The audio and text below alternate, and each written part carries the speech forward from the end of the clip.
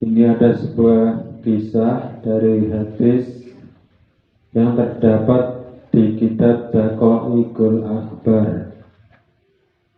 Sesungguhnya Allah Ta'ala menciptakan jembatan yang berada di atas neraka, yaitu Sirat yang terletak persis di tengah-tengah jahanam.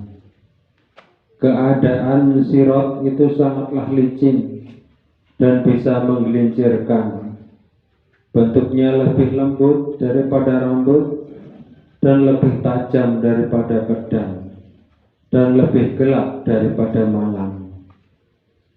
Di atas Sirat terdapat 7 buah pos pemeriksaan, dan setiap pos terdapat 7 buah cabang seperti tombak.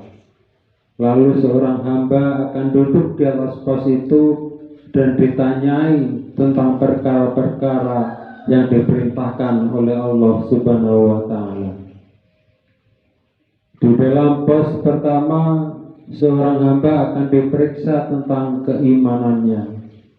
Jika ia selamat dari kekufuran dan riya, maka dia akan selamat, dan kalau tidak selamat, maka dia akan terjatuh ke dalam neraka. Pada pos yang kedua, seorang hamba akan ditanya tentang sholatnya. Di pos ketiga akan ditanya tentang zakatnya.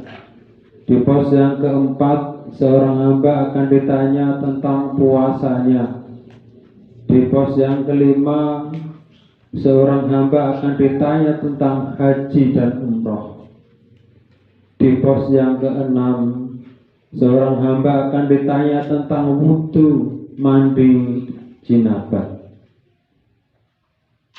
Di pos yang ketujuh, seorang hamba akan ditanya tentang perbuatan baik kepada orang tuanya, kemudian silaturahmi, dan tentang perbuatan zalim kepada orang lain.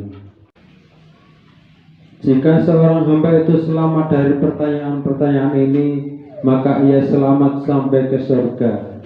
Dan kalau tidak, maka dia akan jatuh ke dalam neraka. Ini hadis dalam bahasa Indonesianya begini.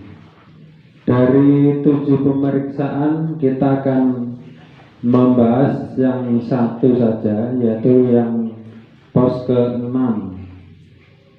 di mana pos ke-6 itu adalah orang-orang yang sudah selamat dari pos 1, 2, 3, 4, dan 5. Orang yang sudah beriman, sholat, zakat, haji, bahkan umroh.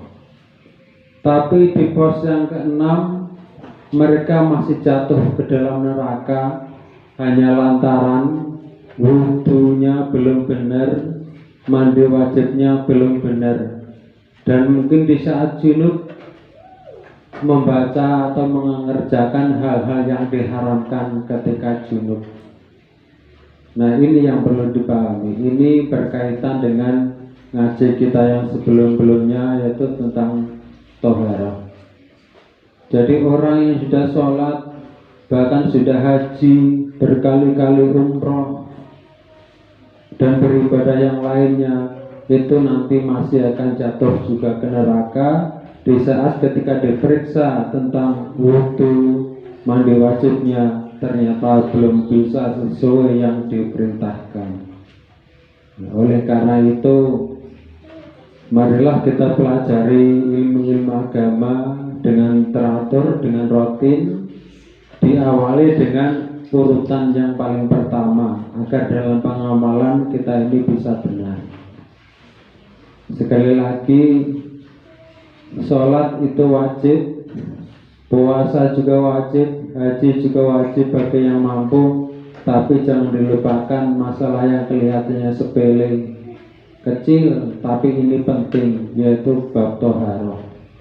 Terbukti orang yang sudah sholat, puasa, zakat, haji itu masih juga masuk ke neraka kalau masalah toharohnya masih belum paham, wudunya belum benar, mandi wajibnya juga belum benar. apalagi kalau orang itu nggak mau ngaji. Ingat sabda Nabi, la tuqbalu sholatun fi ghairi tuhurin. Tidak diterima sholatnya seseorang tanpa bersuci. Ini juga dari Sahih Muslim. Kemudian ada juga hadis Nabi yang menyebutkan miftahu sholat at-tuhuru. Kuncinya sholat adalah bersuci.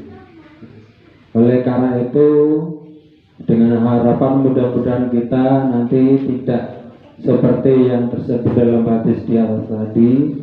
Oleh karena itu, mari kita kaji ilmu agama, kita pelajari ilmu agama terutama yang wajib-wajib, diawali dari bab toharoh. Mudah-mudahan amal ibadah kita semua bisa benar dan diridhoi oleh Allah Subhanahu wa Ta'ala.